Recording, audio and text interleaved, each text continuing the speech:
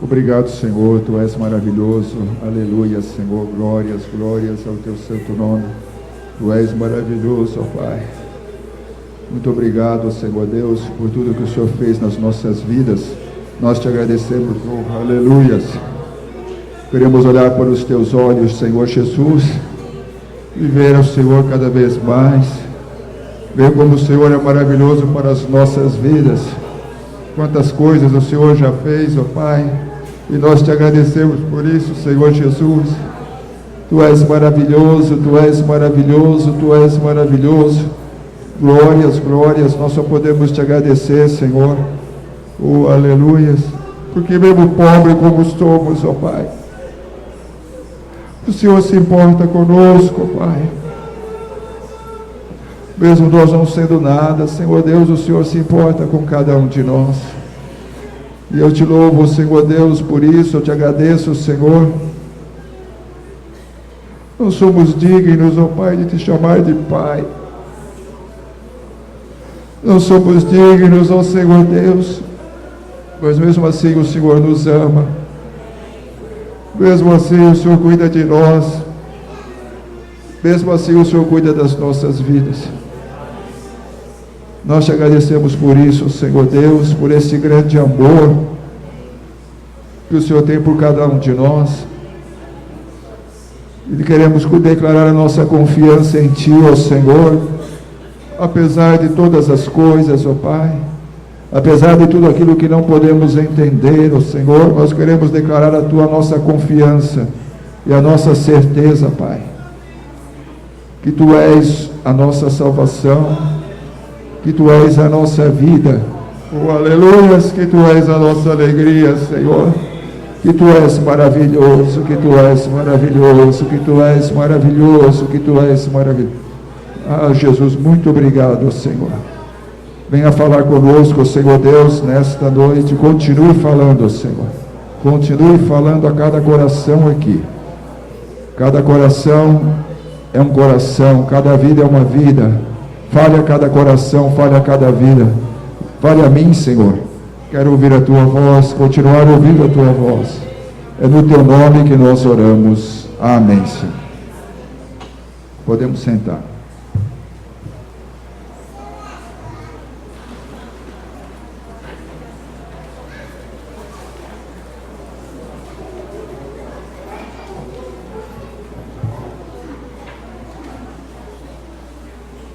Vamos abrir a Bíblia no livro de Mateus, capítulo 5.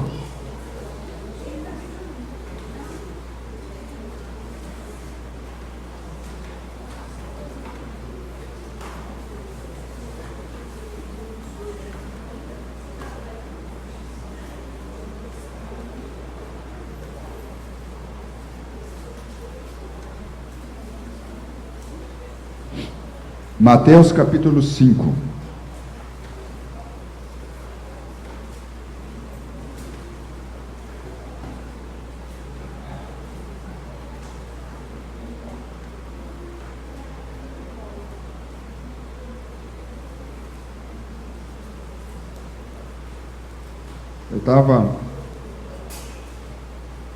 Eu acabei de ler novamente o livro de Mateus. E como sempre, Jesus falou muito comigo, porque a palavra dele é viva. Não sei quantas vezes eu já li o livro de Mateus, várias vezes, pelo menos a Bíblia eu já li mais de 20 vezes, então, mas fora o livro de Mateus, acho que muito mais. E cada vez que a gente lê, a gente vê as palavras de Jesus, e conhece um pouquinho mais de Jesus e daquilo que Ele espera de cada um de nós. O Sermão do Monte é algo que a gente já ouviu falar, já sabe, foi um sermão que Jesus pregou, onde Ele colocou vários dos princípios dele. Então, quando eu estava lendo esse livro, essa parte, eu tento sempre, quando eu leio a Bíblia, eu tento me colocar naquela situação. Eu tento me colocar naquele lugar. E eu tentei me colocar ali enquanto Jesus estava falando, enquanto Jesus estava pregando ali, como se eu estivesse presente ali naquele local. E quando a gente faz isso, a gente se aproxima das verdades da palavra de Deus e da realidade que Jesus quer para cada um de nós. E eu queria que vocês tentassem fazer isso nessa noite. Tentassem se colocar ali, uma daquelas pessoas que estavam com sede da palavra de Deus, sede de ouvir a voz do Senhor. Então vamos ler 5:1. Vendo Jesus as multidões, subiu ao monte, e como se assentasse, aproximaram-se os seus discípulos. E ele passou a ensiná-las, dizendo: Bem-aventurados os humildes de espírito, porque deles é o reino dos céus. Bem-aventurados que choram, porque serão consolados. Bem-aventurados os mansos, porque herdarão a terra. Bem-aventurados que têm fome e sede de justiça, porque serão fartos. Bem-aventurados os misericordiosos, porque alcançarão misericórdia. Bem-aventurados os limpos de coração, porque verão a Deus. Bem-aventurados os pacificadores, porque serão chamados filhos de Deus. Bem-aventurados os perseguidos por causa da justiça, porque deles é o reino dos céus. Bem-aventurados sois, quando por minha causa vos injuriarem e vos perseguirem, e mentindo, disserem todo mal contra vós. Regozijai-vos e exultai, porque é grande o vosso galardão dos céus. Pois assim perseguiram os profetas que viveram antes de vós. Vós sois o sal da terra. Ora, se o sal vier a ser insípido, como lhe restaurar o sabor? Para nada mais presta senão para, lançado fora, ser pisado pelos homens. Vós sois a luz do mundo. Não se pode esconder a cidade edificada sobre um monte, nem se acende uma candeia para colocá-la debaixo do alqueire, mas no velador, e alumia todos os que se encontram na casa. Assim brilhe também a vossa luz diante dos homens, para que vejam as vossas boas obras e glorifiquem ao vosso Pai que está nos céus. Amém? Até aqui. Na verdade, o Sermão do Monte vai até o capítulo 7. Até o capítulo 7. É o capítulo 5, 6 e 7. É toda a pregação de Jesus, tudo aquilo que ele queria transmitir. Mas antes de falar nisso, eu gostaria de comentar e dar um alerta aos pais sobre um outro assunto. Eu li uma matéria na Folha de São Paulo hoje que é muito preocupante e é uma responsabilidade dos pais, principalmente, porque o que essa matéria ela nos fala? Foi uma pesquisa que eles falaram. O Ministério da Saúde, juntamente com a Sociedade Brasileira de Pediatria, fizeram uma estatística e viram que de 2013 a 2018, as crianças de 10 a 14 anos aumentou o número de internações das crianças com transtornos mentais. E nessa mesma pesquisa também mostra que de 2009 até 2018, nós estamos falando de 9 anos, aumentou em 107% a internação de crianças de 10 a 14 anos, devido a transtornos mentais. E de 15 a 19, aumentou de 2019 a 2018, 19%, e de 2013 a 2018, 12%. Até comentei com a pastora Paula, nós comentamos isso, aí eu me interessei em saber por que isso?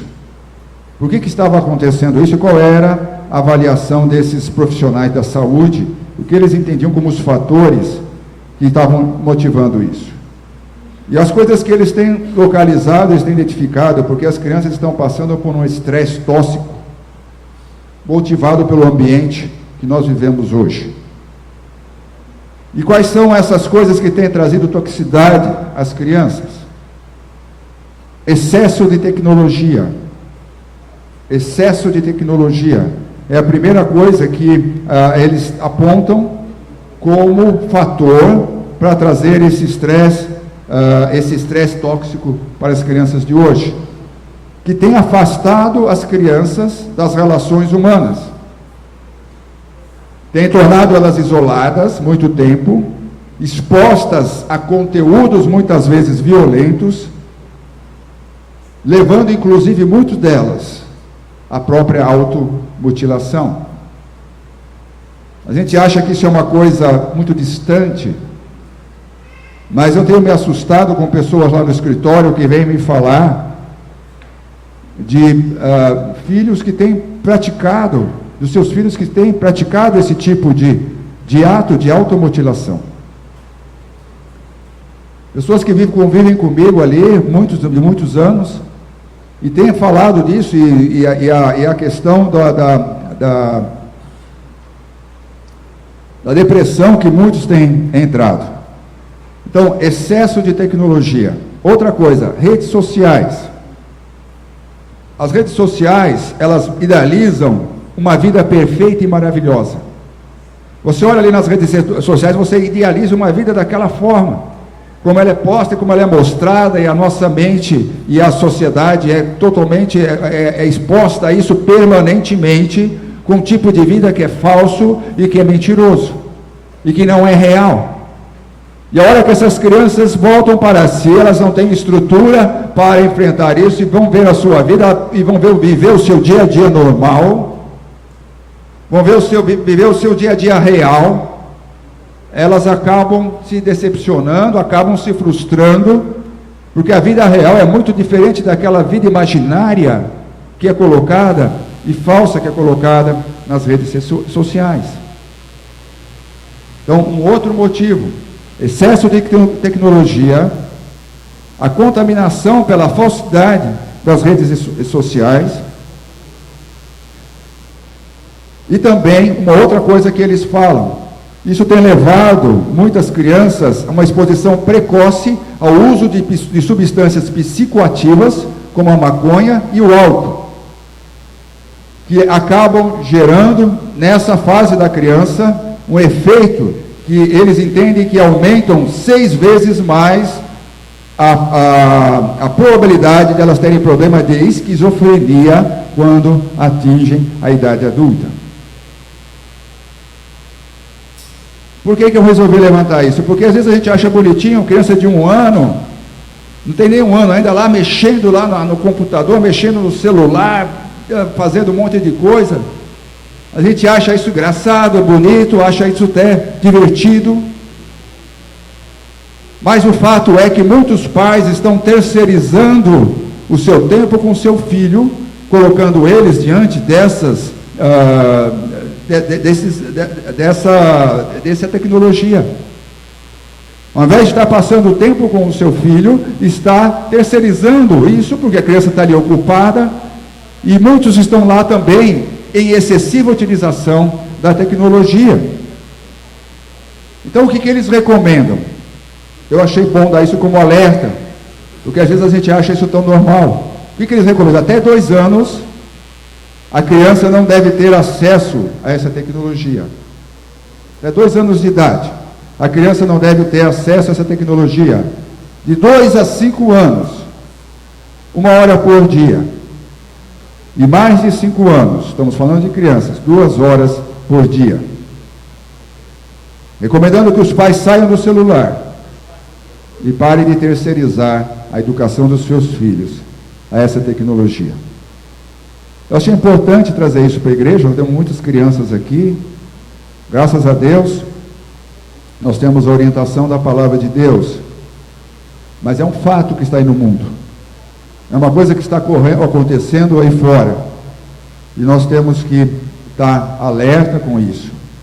E combater, porque essa é a tendência. Combater isso com os princípios da palavra de Deus, com os princípios de Deus, valorizando as relações humanas, que é aquilo que Deus quer. Deus fez a igreja porque Ele valoriza o relacionamento humano, o relacionamento do corpo de Cristo. Podíamos estar em casa, cada um na sua casa, vendo a televisão, lendo a Bíblia lá, orando lá, mas não é a forma que Deus estabeleceu, porque Ele valoriza o relacionamento humano. E assim também no lar, na família, na igreja, nós temos que vigiar nestas coisas. E essa tecnologia, é muito bom a tecnologia, eu não sou contra a tecnologia. No trabalho está sendo fantástico, uma das metas da empresa é alcançar inovações tecnológicas, mas nós não podemos ser escravos disso. E temos que cuidar para que isso, ao invés de um benefício, seja um malefício para as nossas vidas e para a vida dos nossos filhos. Amém? Amém. Quis trazer isso porque foi uma coisa que saiu hoje na Folha de São Paulo e eu achei interessante, um alerta de pessoas que não são cristãs, são da área da saúde, mas eles estão preocupados com as consequências que isso... Imagina no futuro, a nossa sociedade no futuro, a preocupação é que isso vai influenciar, porque esta geração é que vai decidir os futuros da nação daqui a uns anos. Esta geração que vai estar conduzindo e governando, vai estar no governo, na área política, nas empresas, esta geração que vai estar aí.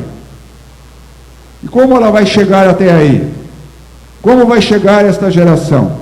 Então eles estão preocupados, olhando do ponto de vista humano e do ponto de vista técnico. E agora nós, olhando do ponto de vista de Deus, devemos estar mais vigilantes ainda. Amém? Amém. E Jesus aqui fez uma transformação também. Quando ele começou o seu ministério, ele fez uma transformação do estilo de vida. Ele veio trazer um estilo de vida diferente, que ele queria que os seus seguidores pudessem seguir. Então ele começa a estabelecer uma série de princípios que foi uma revolução naquela época. Isso que acabamos de ler foi algo que foi uma revolução na época que Jesus estava aqui. Uma revolução do modo de vida, uma revolução na forma como as pessoas deveriam viver e como deveriam se relacionar uns com os outros. Então ele começa aqui a traçar uma série de princípios, e bem-aventurado significa feliz, abençoado, aquele que observa isso. E a felicidade, ela vem quando o nosso coração está em paz com Deus. Amém. Quando o nosso coração está com paz com Deus, a felicidade vem. E o que ele fala assim? Ele vem aqui, eu vou te dar uns princípios para que você possa estar em paz com Deus, para que possa nortear a sua vida, e que para você possa ser feliz. O que Deus deseja é a nossa felicidade. Ele sabe que nós teremos lutas. Deus não prometeu que nós não teríamos lutas, que nós não teríamos aflições, que nós não teríamos dificuldades, que nós não iríamos enfrentar problemas. Não é isso, Deus não prometeu isso, na Bíblia não está prometido isso.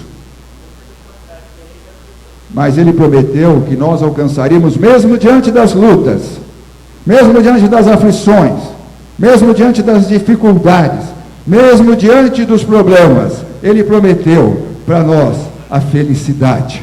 Amém? A felicidade está prometida para você, mesmo diante de todas as situações, mesmo diante das dificuldades. E aqui Ele dá algumas receitas para isso, para nortear a nossa vida. Que tipo de vida? E o mais importante eu quero dizer para vocês, Ele deu o norte, deu o princípio, mas deu também o poder para você conseguir alcançar esse norte, esse princípio. Ele deu a força para que você pudesse alcançar e pudesse viver esse princípio. Ele não exige que você faça isso sozinho, Ele não exige que você faça do seu próprio esforço. Ele deu para você o poder. Eu venci o mundo. No mundo tereis aflições, mas tem de bom ânimo, porque eu venci o mundo e eu estou com você. Estarei com você até a consumação dos séculos. E o primeiro ponto que ele fala assim, bem-aventurados humildes de espírito. Bem-aventurados humildes de espírito. Essa humildade não é a humildade que é proveniente da falta, da pobreza material.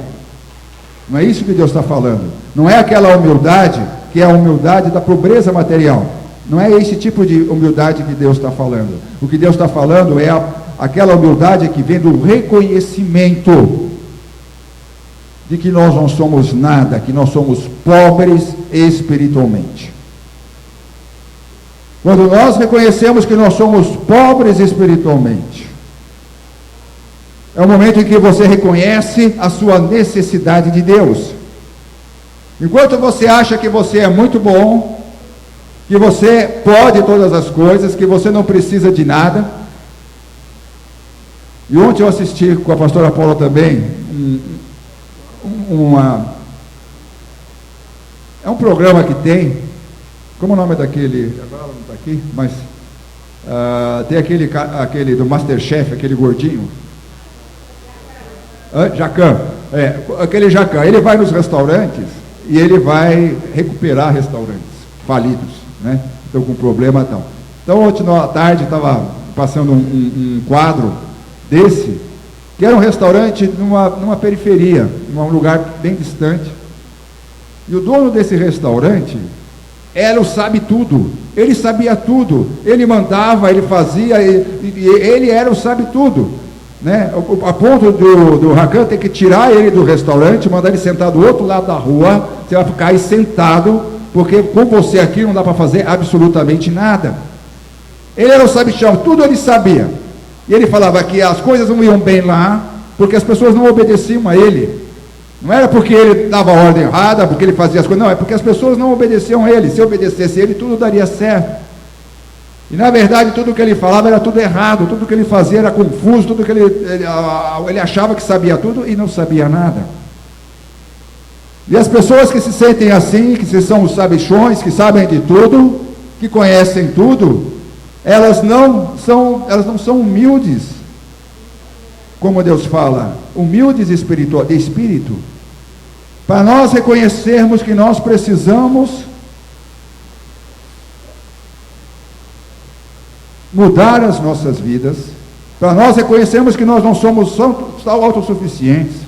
Nós temos que reconhecer que nós não somos nada diante de Deus, que nós somos pobres espiritualmente. Aqui Deus não está falando de bens materiais.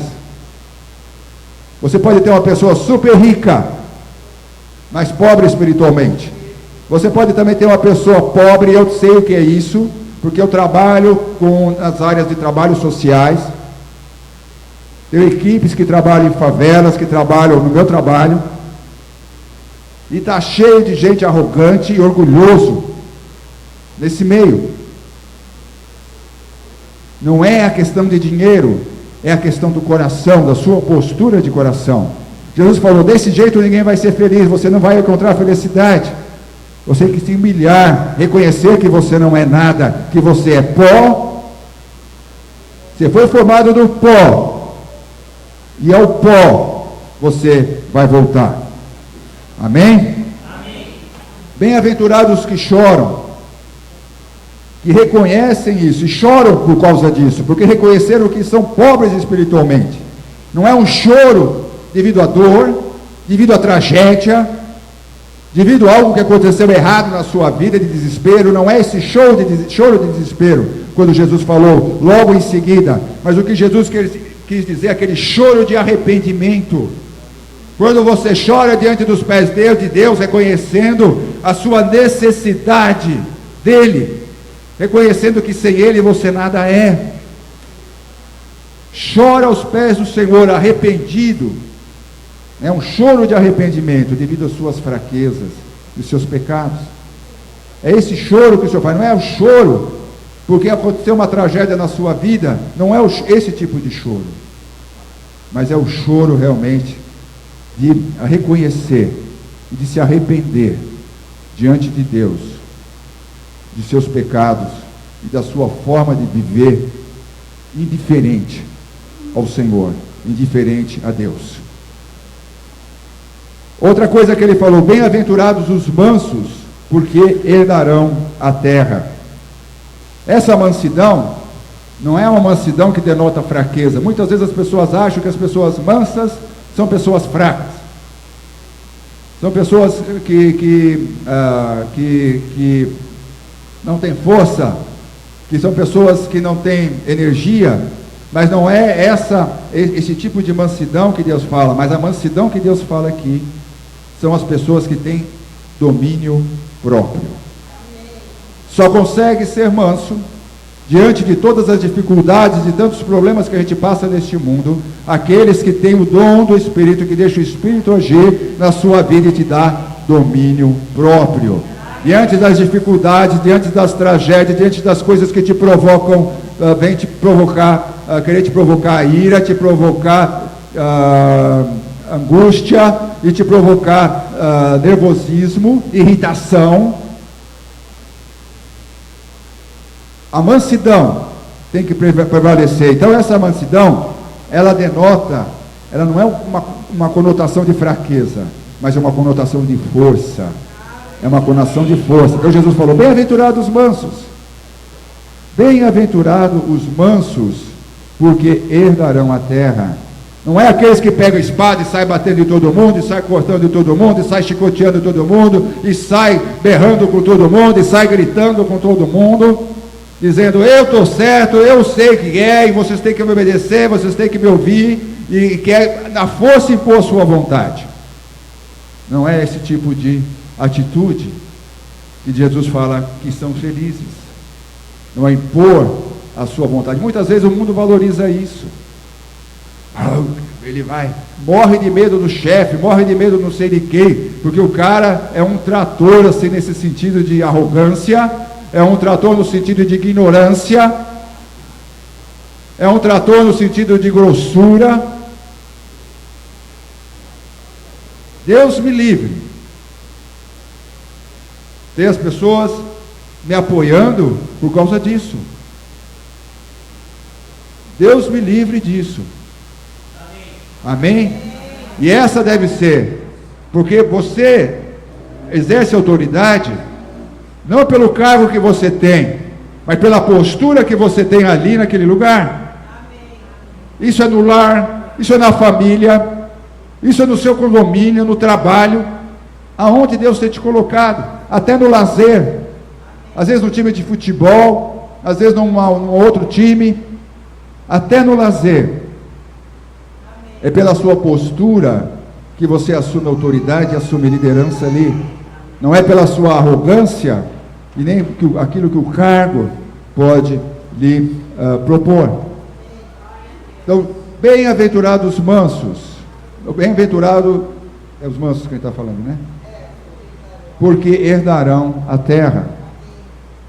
Jesus estava mudando, porque aqueles fariseus, aquelas autoridades, eles eram cheios de si, eles eram os donos, eles eram os tais, eles tinham todo aquele orgulho de serem a casta ali, daquele momento religioso, quando Jesus estava ali. E Jesus falou: bem-aventurados os mansos, aqueles que sabem tratar as pessoas, têm domínio próprio, e sabem tratar as pessoas com respeito, sabem tratar as pessoas com compaixão, sabem tratar as pessoas com amor. E é assim que Jesus alcançou a sua autoridade. Embora Jesus fosse firme nos princípios que ele pregava, e assim também ele chama a gente a ser firmes nos princípios da justiça, como nós vamos ver agora. Mas ele era, e vamos ver também, ele era compassivo, ele era amoroso, e a vida dele, ele alcançou autoridade pela demonstração de amor. Criou maior inveja com aquele povo que era arrogante, aquele povo que se achava o tal, né? Naquela época, que levaram Jesus à morte, porque eles não suportavam a mansidão que Jesus tinha. não suportava a postura que Jesus tinha, não suportava a autoridade que ele estava ganhando no meio do povo, que ele estava tendo no meio do povo, e o respeito pela postura que ele tinha. Amém? Bem-aventurados os mansos, bem-aventurados nos seis os que têm fome e sede de justiça, porque serão fartos. São aqueles que buscam a integridade, uma integridade que vem de Deus. Aqueles que não se alegram com a injustiça, não se alegram com tem muita gente que se alegra com a desgraça dos outros, que se alegra com a derrota dos outros. Tem muita gente que se alegra com isso. Mas a palavra de Deus fala: bem-aventurados os que têm sede e fome de justiça, que são íntegros e que buscam realmente aquela integridade que vem do Pai, aquela integridade que vem do Senhor. Amém? E aí ele fala: bem-aventurados os misericordiosos, porque alcançarão misericórdia.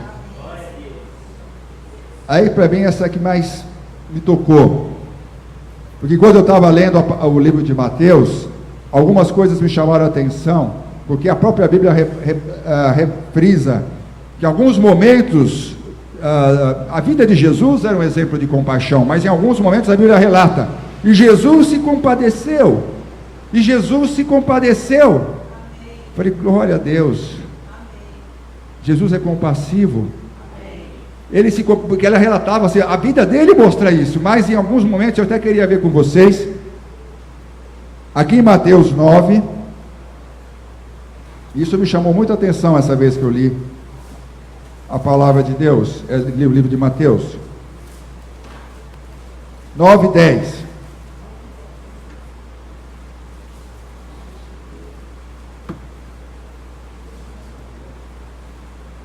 E sucedeu que, estando em casa, à mesa, muitos publicanos e pecadores vieram e tomaram lugares com Jesus e seus discípulos.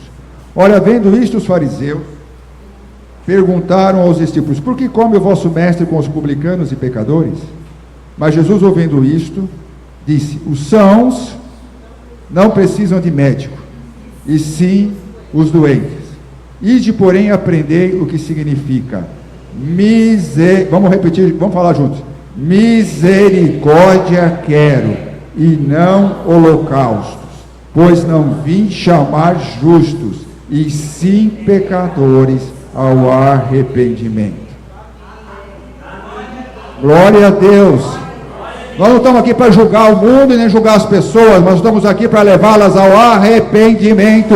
Seja a pessoa que for, seja ela como estiver, na situação trágica que ela esteja na sua vida, nós estamos aqui com este propósito, não de julgá-la, mas de levá-la ao arrependimento. Isto é compaixão. Ainda em Mateus 14,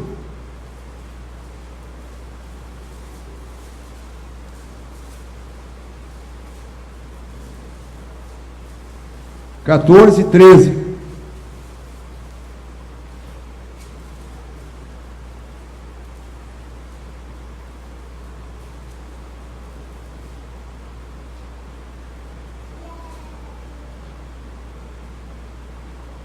Jesus, acharam aí 14 e 13, Mateus. Jesus, ouvindo isto, retirou-se dali num barco para um lugar deserto, à parte. Jesus, como homem, precisava descansar. Jesus, como homem, precisava se alimentar. Jesus, como homem, precisava orar. Ele tinha tempo de oração. Ele levantava de madrugada para ir orar. Jesus, como homem, louvava a Deus, cantava hinos a Deus, porque ele abriu mão da sua condição de majestade, abriu mão de todo o seu poder. Jesus a gente às vezes coloca Jesus como homem, como se fosse um ser do outro mundo, mas Jesus não era um ser do outro mundo, ele era um homem como nós, tanto que ele só começou o seu ministério quando foi batizado pelo Espírito Santo, quando ele recebeu o Espírito Santo no batismo com João. Aí Jesus começou o seu ministério de milagres. Então Jesus, como homem, ele não sabia o dia e a hora que ele iria voltar. enquanto ele estava aqui, porque ele disse assim, o Pai não me revelou. Jesus, como homem, só sabia aquilo que Deus revelava para ele. Então Jesus saiu para descansar, ou saiu para se recuperar daquilo que, todo aquele envolvimento, mas o povo descobriu onde ele estava, havia uma carência, uma necessidade, assim como o povo de hoje, o povo naquela época estava carente, imagina o povo de hoje, onde os princípios têm se destruído, onde os valores têm se destruído, onde o amor tem se esfriado de quase todo. Imagina como o povo, se o povo naquela época já estava assim, imagina como o povo está hoje. Então Jesus, ouvindo isto, retirou-se dali num barco para um lugar deserto, por certo, para estar em paz com Deus, para poder se recuperar, para poder se renovar. Sabendo as multidões, vieram das cidades seguindo-o por terra. Ele foi no barco e o povo lá, vamos atrás dele, por terra. Desembarcando, viu Jesus uma grande multidão. Ele achou, agora eu vou descansar. Quando ele olha e se depara, uma grande multidão. Imagina o desespero dele, né? Desembarcando, viu Jesus uma grande multidão. Porém, ao invés de falar, olha gente, agora amanhã, vocês voltam amanhã, porque agora eu estou ocupado, agora eu não posso, por favor, vocês voltam amanhã, eu preciso descansar. Já trabalhei muito ontem e hoje, mas Jesus desembarcando viu aquela grande multidão, compadeceu-se dela, e curou os seus enfermos. E depois se preocupou com a alimentação delas, porque na sequência ele fez a multiplicação de 5 pães e 2 peixes, e alimentou aqui mais de 5.000 homens, além das mulheres e crianças. Não era pouca gente. Olha o amor de Jesus pelo próximo, olha o amor de Jesus por aquelas pessoas. Ele não olhou para o seu cansaço, ele não olhou para o seu interesse, mas ele se compadeceu delas, curou, atendeu às necessidades que elas tinham, físicas, psicológicas, libertações, e ainda se preocupou com a questão física dela de alimentação. Jesus se preocupando em todas as áreas da vida do povo.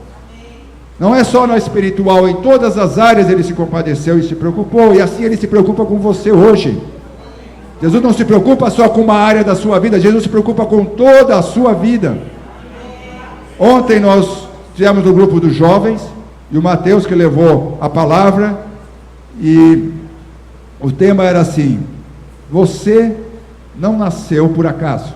Acho que era isso, né? Você não nasceu por acaso. Você não foi um acidente. Você não nasceu por acaso. Esse foi o tema Deus, quando te fez, Ele te fez com um propósito.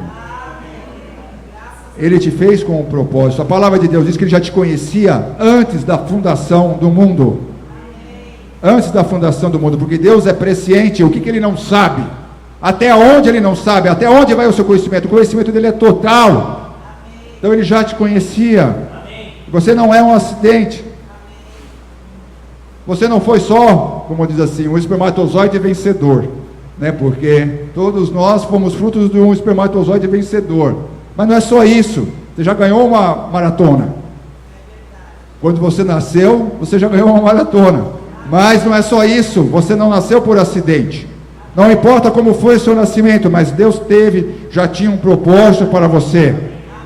Você não nasceu aqui no Brasil por acaso. Você não nasceu na família que você nasceu por acaso. Você não nasceu da forma que você nasceu por acaso. Deus já tem um propósito para você. Você não está indiferente. Você não está à parte do plano e do propósito de Deus. E outra parte aqui, que a gente vê a compaixão de Jesus. Lucas 19:41.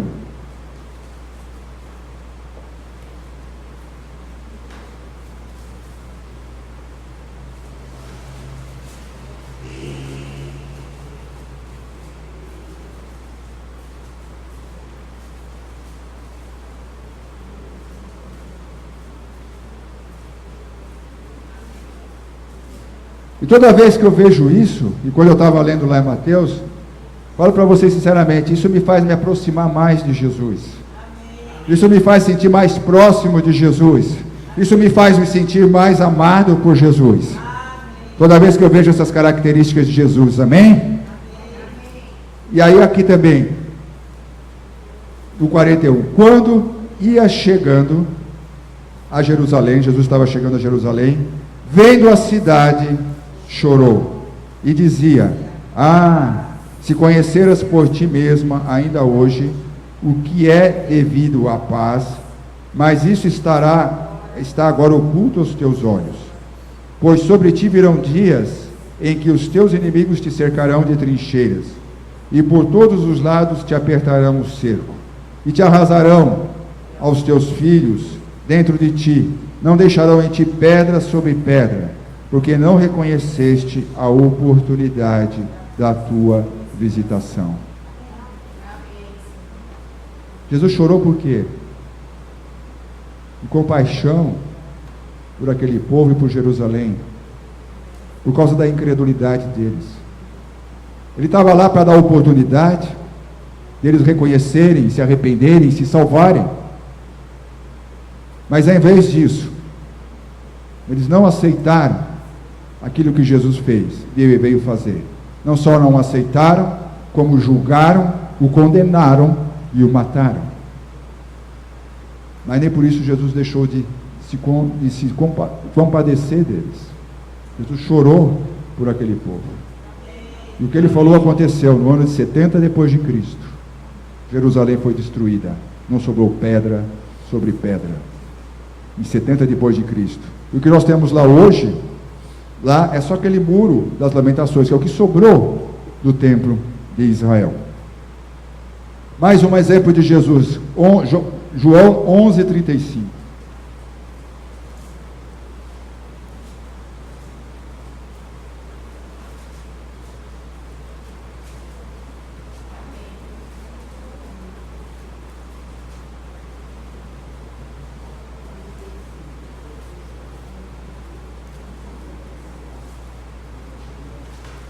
João 11:35.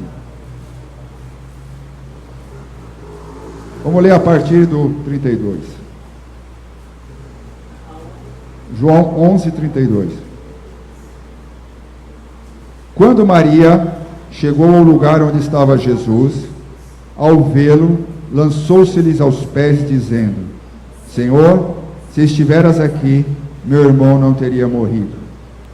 Jesus, vendo-a chorar, e bem assim os judeus que acompanhavam, agitou-se no seu espírito e comoveu-se.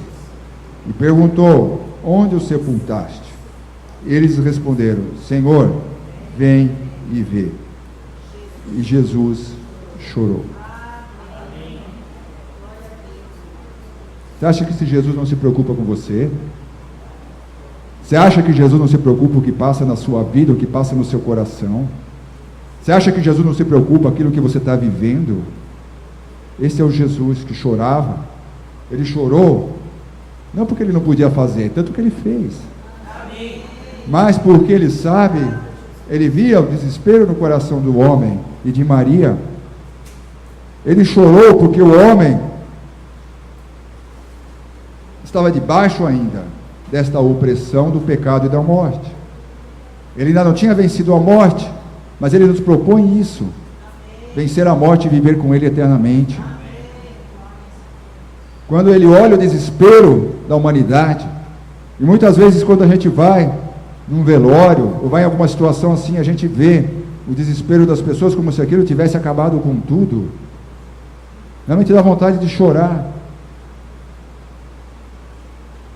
pelas pessoas não conhecerem o caminho da salvação, o caminho da vida eterna, o caminho de vida com Cristo, que é uma vida incomparavelmente melhor.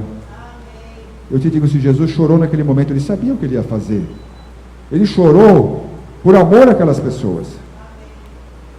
Ele chorou não porque ele não tinha poder para fazer nada, não porque estava conduído com aquilo, mas ele se compadeceu com a dor daquelas pessoas, porque eles ainda não estavam totalmente plenos da mensagem do Evangelho que Jesus estava trazendo, e de que Jesus ia fazer por eles. Jesus ainda também não tinha vencido a morte, dando direito a cada um de nós a ressurreição, a vida eterna com Ele. Mas se Jesus chorou em todas as situações, e se condoeu em todas as situações, o que Ele não está olhando? Você acha que Ele não está olhando para a sua vida? Não está olhando para o seu coração e para aquilo que você está passando? Ele está olhando. Jesus é compassivo, Jesus é misericordioso com você. Creia nisso, creia nisso, ponha isso no seu coração e tenha Jesus como seu melhor amigo, tenha Jesus como seu companheiro, tenha Jesus como seu ajudador. Tenha Jesus como seu Senhor, seu amigo pessoal, amém? Ele sabe o que você está se passando, Ele sabe o que está passando. Aí ele fala, bem-aventurados os limpos de coração, aqueles que buscam uma santidade. Bem-aventurados os pacificadores, aqueles que semeiam a paz. A gente vive num mundo que o pessoal vive semeando a divisão, semeando a contenda, semeando a briga, semeando a discussão. Eu vejo assim, às vezes, pessoas no trabalho que a gente faz um esforço para que eles vivam em harmonia. Faz um esforço tremendo, mas não tem jeito. Chega um ponto que você fala, não, vou mudar de área, vou mudar para outro lugar, porque aqui não vou conseguir. Porque vivem semeando a divisão, a contenda e a perturbação. Mas Deus nos chamou para semearmos a paz, para sermos semeadores da paz, sermos pacificadores. E bem-aventurados que são perseguidos. Nós vamos falar um pouquinho aqui agora de um momento muito importante para a igreja, para a história da igreja, que foi a reforma protestante. Daqui a pouco nós vamos falar um pouquinho sobre isso. Bem-aventurados os perseguidos. Não é perseguido porque você roubou alguém, não é perseguido porque você fez o mal a alguém, mas aqui é bem-aventurados que são perseguidos por serem leais a Jesus Cristo, por serem leais a esses princípios que Deus nos passa. Bem-aventurados que são perseguidos por viverem segundo Jesus. Não é por terem feito o mal feito, não é por terem feito coisas erradas, mas bem-aventurados aqueles que são perseguidos por amor a Jesus, por servir ao Senhor, por serem leais a Jesus Cristo. E ele fala isso aqui. Regozijai-vos no 12. Bem-aventurados sois no 11, quando por minha causa, por você ter sido leal a Jesus e aos seus princípios, vos injuriarem e vos perseguirem, e mentindo, disserem todo mal contra vós. Regozijai-vos e exultai, pois é grande o vosso galardão nos céus. Pois assim perseguiram os profetas que viveram antes de vós. Considere isso como motivo de alegria. Bem-aventurado quando te acusarem, quando te recriminarem, porque você serve a Jesus. E olha, não há vozes que falem, não há gente que se canse de falar para tentar te desanimar, de pregar o Evangelho, de falar de Jesus. Eu tenho uma reunião lá no escritório, quem trabalha comigo já foi, o Giba aqui já participou, já foi lá um dia, né? O Giba já conheceu um dia a reunião lá no escritório. O Marciano também já foi, a Karine também conheceu, ela ficou um tempo lá. O que já falaram para mim, para tentar me desanimar de pregar o Evangelho? O pessoal só vai lá para te bajular. O pessoal só vai lá porque quer fazer assim, um H com você. Ninguém vai lá por causa de Jesus, não. Não pense nisso, não. O pessoal só vai lá por causa disso. Estão cansados de falar, cansados de dizer, de tentar me desanimar, de eu pegar e anunciar a palavra de Deus ali, e de pregar a palavra do Senhor. Vozes para levantar e para tentar desanimar, são muitas. Muitos já falaram, como é que o Hélio pode misturar, o Estado é laico. Eu falei, o Estado é laico. Eu não estou pregando para o Estado, estou pregando para pessoas, estou pregando para gente, não estou pregando para organização, não estou pregando para o Estado, estou pregando para pessoas, e as pessoas não são laicas. Agora entraram com os ateus, entraram também ali no jornal hoje, com um processo contra Bolsonaro, um processo contra o Rodrigo Maia e contra o Lacombe, que é outro, porque eles foram lá prestigiar lá a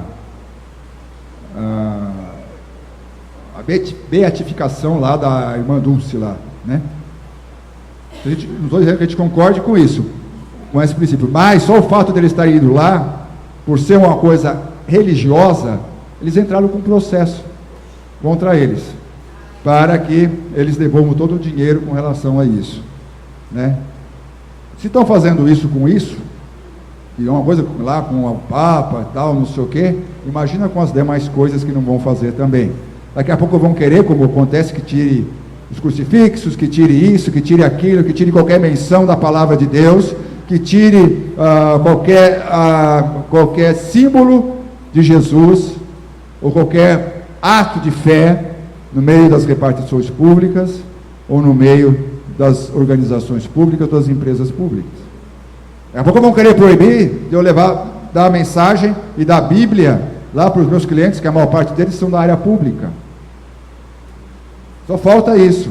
Mas é essa perseguição, Jesus diz, bem-aventurado você é, quando você for perseguido por causa do meu nome.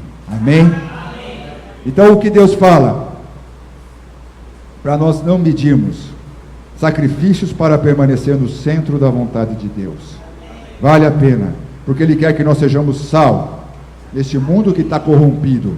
O sal ele preserva e dá sabor, preserva os alimentos e dá sabor. Ele quer que você seja luz, que você brilhe aos trevas que dominam esse mundo, e você deixe a luz de Jesus brilhar nas trevas que reinam nesse mundo. E ele fala assim, não é na tua força não, eu vou estar com você, eu vou te ajudar, eu não vou te deixar órfão. E para terminar, eu queria ler com vocês o que ele fala lá em Mateus 28,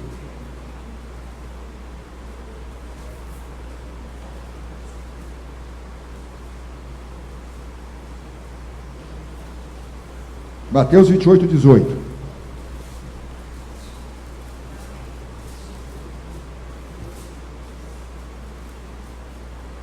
Jesus, aproximando-se, falou-lhes dizendo, toda autoridade me foi dada. E Jesus já tinha ressuscitado aqui, quero lembrar, ele já tinha sido morto, ele já tinha ressuscitado, e ele estava com os discípulos na Galileia.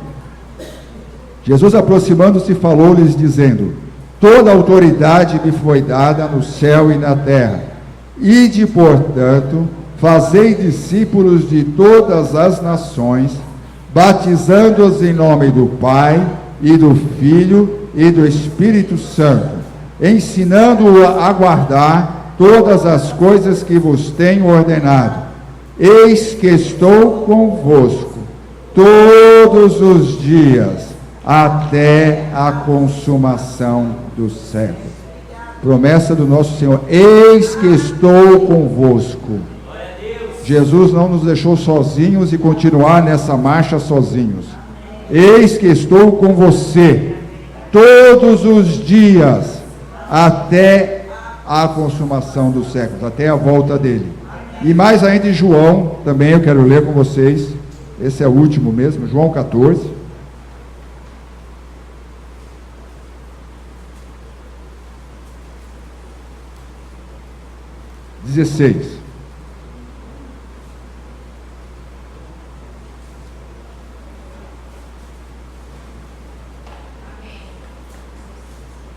João 14, 16, vamos lá. E eu rogarei ao Pai, e Ele vos dará outro Consolador, a fim de que esteja para sempre convosco, o Espírito da verdade, que o mundo não pode receber, porque não o vê, nem o conhece. Vós o conheceis, porque Ele habita convosco, e estará em vós. Não vos deixarei o quê? Não vos deixarei órfãos, voltarei para vós outros. Amém? Esta é a promessa do Senhor. Amém? Glória a Deus. Essa é a promessa do Senhor. Ele é compassivo. Creia nisso. Ele se preocupa com o que acontece com você. Nos detalhes. Nos mínimos detalhes. E Ele prometeu que você não ficaria sozinho. Creia nisso. Agarre essa promessa. Agarre essa verdade. Porque é isso que Jesus deseja. Essa comunhão com você. Essa intimidade com você. Esse relacionamento com você. Que Jesus dê. Porque Ele quer que você desfrute a bem-aventurança, a felicidade, que só essa comunhão com Ele, só com essa comunhão com Ele que você vai alcançar. Amém? Nós vamos orar agora. Nós vamos passar. Já vai passar? Será que dá tempo, pastora, de passar? É rapidinho. Mas vamos orar. É um negócio sobre a reforma, é bem rapidinho, tem 8 minutos. Mas vamos orar primeiro. Pai amado, nós te agradecemos, Jesus, por toda esta compaixão, essa misericórdia que o Senhor tem para conosco. Apesar das nossas fraquezas, apesar, ó Senhor Deus, dos nossos pecados, apesar, ó Senhor Deus, da nossa incredulidade, o Senhor é compassivo com cada um de nós. Nós te agradecemos, Jesus, pela tua promessa de estar conosco sempre. E nós queremos agarrar esta promessa hoje, Senhor. Queremos depositar a nossa confiança e o nosso coração nesta promessa, com o perdão, ó Pai, de todas as vezes que agimos, ó Senhor Deus, com incredulidade, que agimos com rebeldia, que agimos, ó Senhor Deus, ó Pai amado, com ingratidão a todo este amor, a toda esta compaixão que o Senhor demonstrou enquanto esteve em vida aqui, que o Senhor mostrou para o nosso ensino e deixou escrito, Senhor. O Senhor deixou escrito, Pai, para que nós pudéssemos acordar, para que nós pudéssemos perceber que nós não estamos sozinhos, que o Senhor está conosco. Eu lhe peço, o Senhor conhece cada coração aqui nesta noite. Que o Senhor passe o teu bálsamo, Jesus. Passe o teu bálsamo em cada coração aqui, Jesus. Vai passando o teu bálsamo, Senhor. Tirando, ó Senhor Deus, toda dúvida, tirando toda dor, tirando, ó Senhor Deus, ó Pai amado, toda opressão, tudo aquilo que não é teu, Jesus. Tu és um Deus de milagres. Tu és um Deus de milagres. Tu és um Deus de milagres. Ajuda cada um aqui, Senhor, e dê da tua paz. É no teu nome que nós oramos. Amém.